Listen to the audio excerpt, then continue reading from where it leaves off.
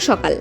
দিনাজপুর টিভি.com-এর সকালের সংবাদে সবাইকে স্বাগতম। প্রথমে থাকছে শীর্ষ শিরোনাম সমূহ, এরপর বিস্তারিত। হিলি স্থলবন্দর দিয়ে কাঁচামরিচ আমদানি শুরু, পাইকারি বাজারে অর্ধেকের বেশি কমল দাম। দিনাজপুরের শিয়া ও কাদিয়ানি সম্প্রদায়ের কার্যক্রম বন্ধের দাবিতে নারীদের বিক্ষোভ মিছিল ও সমাবেশ। উৎসব মুখর পরিবেশে দিনাজপুর পলিটেকনিক ইনস্টিটিউটের ৬০ বছর পূর্তি উপলক্ষে পুনর্মিলনী নিবন্ধন শুরু। পঞ্চগড়ে পূর্ব পরিকল্পিত হামলার শিকার হয়েও ন্যায় বিচার না পাওয়ার অভিযোগ এক ভুক্তভোগী কৃষকের। দীর্ঘ ৮.৫ মাস পর হিলি স্থলবন্দর দিয়ে ভারত থেকে কাঁচা মরিচ আমদানি শুরু হওয়ায় পাইকারি বাজারে এর দাম অর্ধেকের বেশি কমে এসেছে।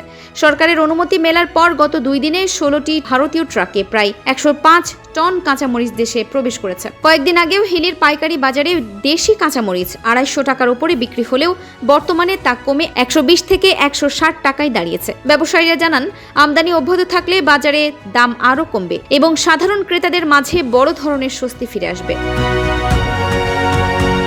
দিনাজপুরের শিয়া ও কাদিয়ানি সম্প্রদায়ের কার্যক্রম বন্ধের দাবিতে তৌহিদি জনতা এর ব্যানারে বিক্ষোভ মিছিল ও সমাবেশ করেছেন একদল নারী। আজ সকালে দিনাজপুর প্রেস ক্লাবের সামনে থেকে তাদের একটি বিক্ষোভ মিছিল শুরু হয়ে শহরের প্রধান সড়ক প্রদক্ষিণ করে। সমাবেশে নেতৃত্ব দানকারীরা শিয়া ও কাদিয়ানি সম্প্রদায়ের ধর্মীয় চর্চা নিয়ে আপত্তি জানান এবং তাদের সব ধরনের কার্যক্রম বন্ধের দাবি তোলেন। এছাড়া আজ সংশ্লিষ্ট সম্প্রদায়ের পূর্ব নির্ধারিত একটি কর্মসূচি পালন করতে দেওয়া হবে না বলেও ঘোষণা দেন তারা।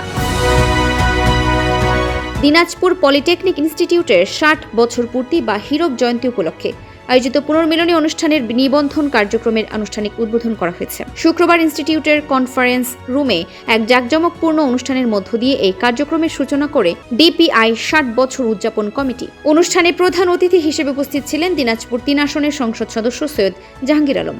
বর্তমান ও প্রাক্তন শিক্ষার্থীদের মাঝে সৌহার্দ্য ও ভ্রাতৃত্বের বন্ধন সুদৃঢ় করতে সবাইকে যথাসময়ে নিবন্ধন সম্পন্ন করার আহ্বান জানিয়েছেন আয়োজকরা। পঞ্চগড় সদর উপজেলার হাড়িভাষা ইউনিয়ন এলাকায় পূর্ব পরিকল্পিত হামলার শিকার হয়ে এক ভুক্তভোগী কৃষক জীবনের নিরাপত্তা ও ন্যায় বিচারের দাবিতে সংবাদ সম্মেলন করেছেন। ওই কৃষকের প্রাথমিক অভিযোগ, ৩ জন অভিযুক্ত আব্দুস কুদ্দুস, আব্দুল হোসেন ও আলম হোসেন সহ কয়েকজনের অতর্কিত হামলায় তিনি ও তার পরিবারের সদস্যরা গুরুতর আহত হন।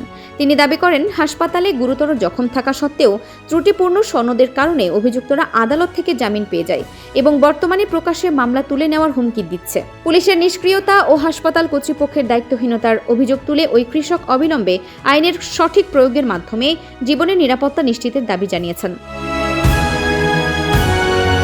এই ছিল এখনকার মতো দিনাজপুর টিভি.com-এর সকালের সংবাদ ও উত্তরবঙ্গের সর্বশেষ সব খবরের তাৎক্ষণিক আপডেট ও ভিডিও দেখতে আমাদের ফেসবুক পেজটি ফলো করুন এবং ইউটিউব চ্যানেলটি সাবস্ক্রাইব করে আমাদের সাথেই থাকুন। ধন্যবাদ।